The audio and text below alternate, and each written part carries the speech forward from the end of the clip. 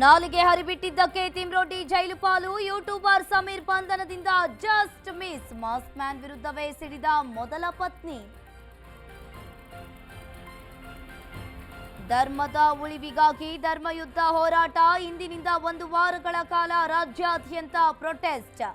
ಧರ್ಮಸ್ಥಳ ಬಗ್ಗೆ ಅಪಪ್ರಚಾರಕ್ಕೆ ಕೇಸರಿ ಪಡೆ ರಣಕಹಳೆ.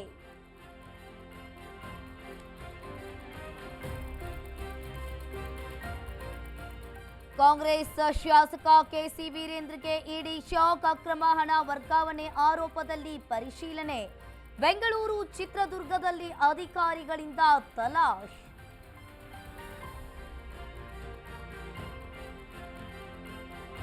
ಬೆಂಗಳೂರಿನ ಬಹುತೇಕ ರಸ್ತೆಗಳು ಗುಂಡಿಮಯ. ಸವಾರರ ಜೀವಕ್ಕೆ ರಾಜಧಾನಿ ರಸ್ತೆಗಳಿಂದಲೇ ಸಂಚಕಾರ. ಸುರಾಣ ಕಾಲೇಜ್ ರೋಡ್ನಲ್ಲಿ ಅವಾಂತರ.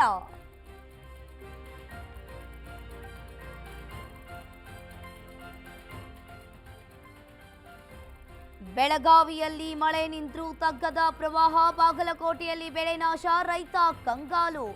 ನದಿಗಳಿಗೆ ಹರಿದು ಬಂದ ಪ್ರಮಾಣದ ನೀರು.